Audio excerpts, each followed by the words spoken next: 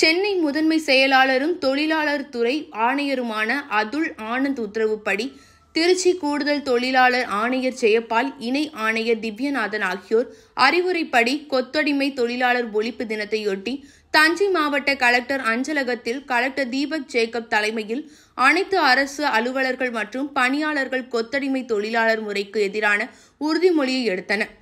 பின்னர் கையெழுத்து இயக்கத்தை கலெக்டர் தீபக் ஜேக்கப் தொடங்கி வைத்தார்.